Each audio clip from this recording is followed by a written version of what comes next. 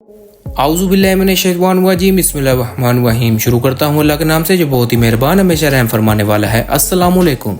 अक्टूबर 2025 में दुनिया के सबसे बड़े म्यूजियम जो कि फ्रांस में मौजूद है उसमें चोरी हो जाती है। चोर करोड़ों रुपए की ज्वेलरी लेके सिक्योरिटी के नाक के नीचे से निकल जाते हैं और अब तक भी पुलिस उनको पकड़ नहीं पाई और ना ही उनका कोई सुराग लग सका। इसी वजह से इसको इस सेंचुरी का सबसे बड़ा हाइस्ट कहा जा रहा है, यानी कि एक किस्म की चोरी। आप लोगों को शायद सुनने में ये किसी बॉलीवुड या हॉलीवुड मूवी की स्क्रिप्ट लग रही हो, लेकिन हकीकत में ऐसा हो चुका है। 19 अक्टूबर को हुई इस चोरी को देख के ऐसा लगता है कि इसकी स्क्रिप्ट किसी मूवी की स्क्रिप्ट से ही इंस्पायर है, क्योंकि इसके अंदर उन्हीं चीजों का इस्तेमाल किया गया है जो हम लोग मूवीज वगैरह में देखते हैं। और सबसे हैरान कुन बात यह है कि ये चोरी रात की तारीखी में नहीं बल्कि दिन दहाड़े की जाती है और इतने बड़े लेवल की चोरी करने में इनको सिर्फ और सिर्फ 7 से 8 मिनट का ही वक्त लगता है। और ये चोरी की जाती है दुनिया के सबसे बड़े गार्डेड म्यूजियम यानी के लूव म्यूजियम में, जो कि पेरिस में मौजूद है। आज की इस वीडियो में देखते हैं कि चोरों ने ये चोरी कैसे सर अंजाम दी और वहाँ से कितनी मालियत की ज्वेलरी इन्होंने चोरी की है। और इसके साथ साथ ये भी देखेंगे कि इस म्यूजियम से इससे पहले क्या कुछ चोरी हुआ था।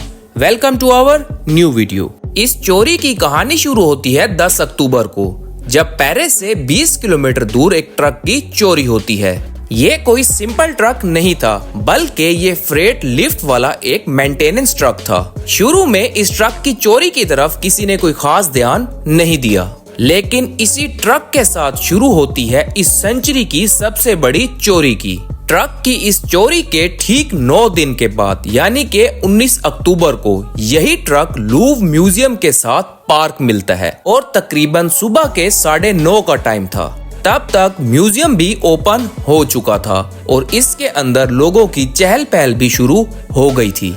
यहाँ पर सबसे ज्यादा चालाकी ये की गई कि इस ट्रक को म्यूजियम की किसी भी मेन एंट्रेंस के साथ पार्क नहीं किया गया, बल्कि इसको एक साइड पर पार्क किया गया था, जिसकी वजह से ना तो वहाँ पर टूरिस्ट और ना सिक्योरिटी इस ट्रक को देख सकी। इस ट्रक के पार्क होने के बाद इसके अंदर से 3 आदमी उतरते हैं और इन लोगों ने कंस्ट्रक्शन जैकेट, हाथों के अंदर कोन्स और सर के ऊपर टोपी रखी हुई थी और इनका हुलिया देख के ऐसे लगता था जैसे ये किसी मेंटेनेंस क्रू का हिस्सा है। इसके बाद वो लोग वहाँ पर कोन्स लगाते हैं, ऐसा शो करते हैं जैसे वो कोई मेंटेनेंस कर रहे हो और फौरन ही उनमें से 2 लोग इसी ट्रक की लिफ्ट का इस्तेमाल करते हैं और इसके साथ ही अपोलो गैलरी के साउथ एंड तक पहुंच जाते हैं। अंदर बैठे गार्ड्स को ऐसा महसूस होता है कि बाहर कोई सफाई का काम हो रहा है, लेकिन हकीकत में तो ये बाहर की नहीं बल्कि अंदर की सफाई करने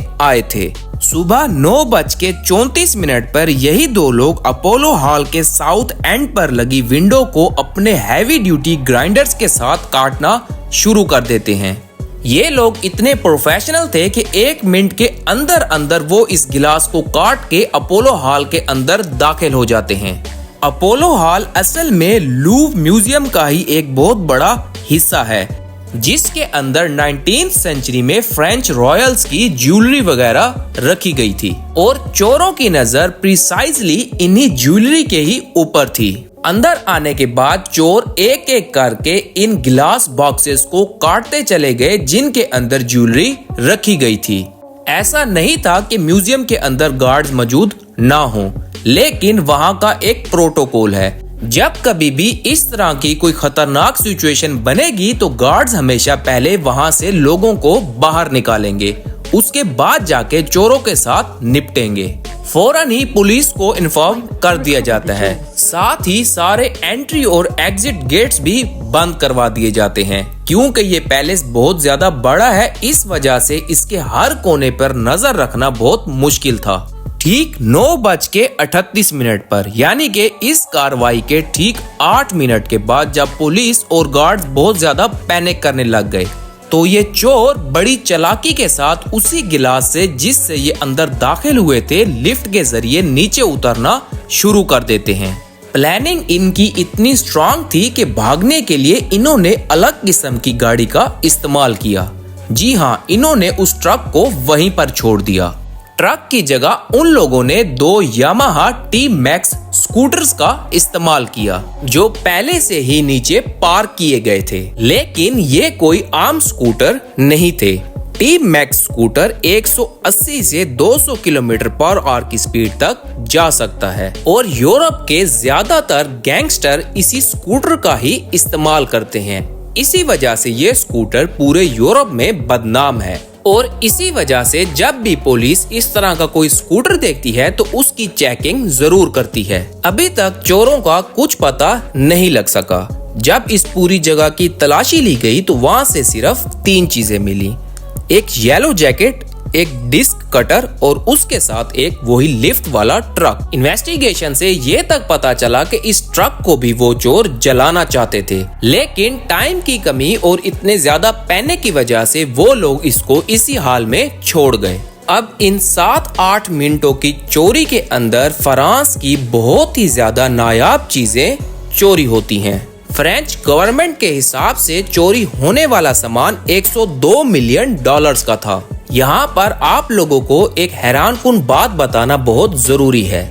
ये जो सामान चोरी हुआ है ये फ्रेंच गवर्नमेंट का नहीं था, बल्कि ब्रिटिश दौर में 19वीं सेंचुरी के अंदर ये सारा सामान एशिया और अफ्रीका के लोगों से जबरदस्ती छीना गया था। इस चोरी के बाद बहुत ज्यादा सवालात उठे कि आखिर दुनिया के इतने बड़े म्यूजियम में ऐसी चोरी कैसे हुई। यहाँ पर आती है सबसे इंटरेस्टिंग बात कि लूव्र म्यूजियम की सिक्योरिटी के अंदर भी कोई ना कोई कमी जरूर थी और चोर इसी कमी को जानते थे और उन्होंने इस कमी को उनकी कमजोरी समझा। गुजरे हुए कई सालों से सिक्योरिटी का सारा फोकस वहां पे मौजूद पेंटिंग्स के ऊपर था, जिसकी वजह से उन लोगों ने कभी ज्वेलरी के ऊपर कोई खास ध्यान नहीं दिया। लेकिन इसमें उनकी भी कोई गलती नहीं थी, क्योंकि सेम इसी म्यूजियम से 2 बार दुनिया की बहुत मशहूर पेंटिंग्स चोरी हुई हैं। सबसे पहली चोरी होती है 21 अगस्त 1911 को, जब मोनालिसा की पेंटिंग चोरी हो जाती है, जो उस सेंचुरी की सबसे मशहूर पेंटिंग थी और इस चोरी को उस सदी की सबसे बड़ी चोरी कहा गया था। पूरे 2 साल तक ये मशहूर पेंटिंग गायब रहती है और फिर 1913 में इसी पेंटिंग को इटली की एक गैलरी में बेचने की कोशिश की जाती है और फौरन ही ये गैलरी पुलिस को इन्फॉर्म करती है। तब जाके 1914 में मोनालिसा को लूव्र म्यूजियम के हवाले किया जाता है और दोबारा से 1914 में ये पेंटिंग लूव्र म्यूजियम की शान बन जाती है। इसके बाद एक बार फिर 1990 में पोर्ट्रेट ऑफ सीटेड वुमेन की पेंटिंग लूव्र म्यूजियम से चुरा ली जाती है। इस पेंटिंग को कई सालों तक ढूंढा जाता रहा, लेकिन ये पेंटिंग दोबारा कभी भी लूव्र म्यूजियम में नहीं आई और ना ही आज तक इस पेंटिंग का कोई सुराग लग सका। सेम उसी तरह जैसे 2025 में होने वाली इस चोरी का अब तक कोई सुराग नहीं लग सका है। गुजरे सालों की इन 2 बड़ी चोरियों की वजह से सिक्योरिटी का सारा ध्यान पेंटिंग की तरफ था। उनको यही लगता था कि ये पेंटिंग ही है जो यहाँ से दोबारा चोरी हो सकेंगी, लेकिन इस बार उसका बिल्कुल उलट हुआ। हैरानगी की बात तो ये है कि 19 अक्टूबर को लूव्र म्यूजियम में जो चोरी हुई है वहां से मोनालिसा की पेंटिंग कुछ ही मीटर दूर थी, लेकिन इस बार उस पेंटिंग को चोरों ने हाथ तक नहीं लगाया। अब हालात ये हो गए हैं कि फ्रांस की हुकूमत को बहुत ज्यादा क्रिटिसाइज किया जा रहा है, क्योंकि वहां के लोगों का मानना है कि अगर ये कोई और चोरी होती तो शायद इससे दरगुजर भी किया जा सकता था, लेकिन ये चोरी उनके कल्चर के साथ डायरेक्टली लिंक्ड है। इसी वजह से लूव्र म्यूजियम के हेड ने अपना रेजिग्नेशन लेटर भी गवर्नमेंट को भिजवा दिया है। अब यहाँ पर देखना ये है कि फ्रांस की पुलिस इस केस के अंदर कोई कामयाबी हासिल करती है या ये भी पोर्ट्रेट ऑफ सीटेड वुमेन की तरह एक गुमनाम केस बन जाएगा। उम्मीद करता हूँ आप लोगों को वीडियो पसंद आई होगी। अगर वीडियो पसंद आई हो तो चैनल को सब्सक्राइब कर दें। डाटा कलेक्शन में कमी पेशी हो सकती है, अल्लाह पाक कमी पेशी माफ करे। अब मैं इजाजत चाहूंगा, मिलते हैं इसी तरह की किसी और इन्फॉर्मेटिव वीडियो में। अल्लाह हाफिज।